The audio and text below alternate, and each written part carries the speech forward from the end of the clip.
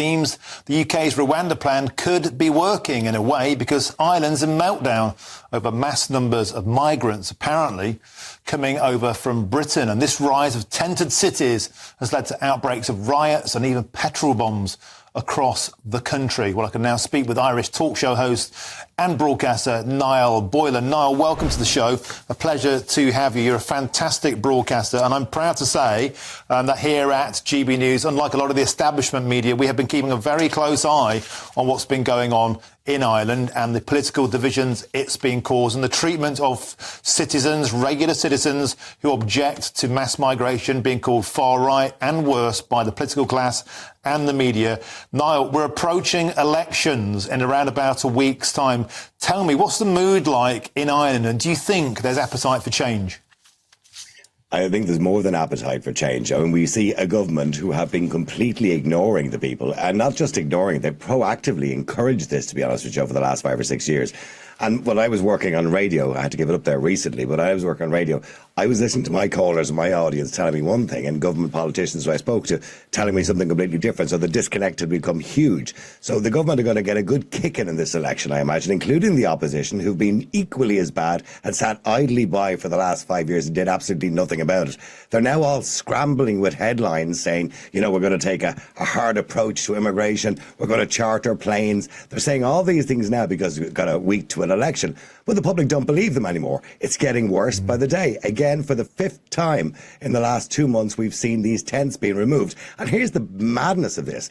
The government are funding NGOs who are providing these tents. The government are coming along, removing them with those big claw diggers that you can see on the screen there, and then giving the NGOs more money to buy more tents to give them the next day. And by the next day, these are all gone today, but by tomorrow, there'll be 50 more tents. And not only that, when they take the tents up, they put these barricades up, so average citizens can't even walk past their own. It's a very famous and beautiful canal that runs through Dublin. It's getting completely out of control, and I'm sure Rishi Sunak is absolutely delighted with himself with his Rwanda plan, because maybe they won't be going to Rwanda, but they're coming to Ireland. That's where they're sending them. And today makes it a lot worse, because we have a High Court case today in Ireland. The Irish Human Rights and Equality Commission are taking the state to court, essentially saying you have an obligation to these asylum seekers to house them or accommodate them, and to triple the money that you're giving them. We're already feeding them, educating them, clothing them, giving them health care, providing them with everything we can. Currently, there's 96,000 of them in accommodation across the country, state accommodation,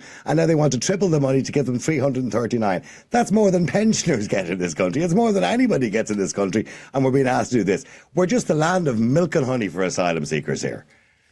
And Niall, there's a critical housing shortage in Ireland. There's a huge pressure on public services already. All of this is being exacerbated by the scenes we're seeing on the screens. And that leads me to the political backlash.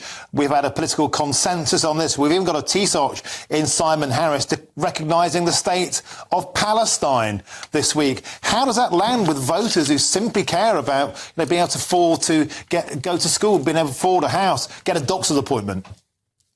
I mean, when I speak to people and they say, you know, they're worried that their children are going to leave the country because they can't afford to live in their own cities anymore, their cost of living is rising, they're worried about immigration. Nobody over the last few weeks has turned around to me and said, I wish the government would recognise the state of Palestine. We need to get our own shop in order before we start worrying about the rest of the world or something that's 6,000 or 7,000 miles away. Although, of course, we all, you know, condemn the deplorable scenes we see of war, be it in Ukraine and Russia or Palestine and Gaza. But I mean, we need to get our own house in order, and we're not doing that. And we're seeing, you know, other political parties in the country encouraging this. What they want to do is, let's speed up the process of these applicants for asylum, most of which are coming from the UK to Northern Ireland, by the way. Let's speed up the process to get them into accommodation, where I'm saying, and other people are saying, well, no, you know, people who are genuinely coming from war and fleeing persecution, absolutely look after them, but the majority are not. The Minister for Integration has said himself that over 60% of these people are economic migrants.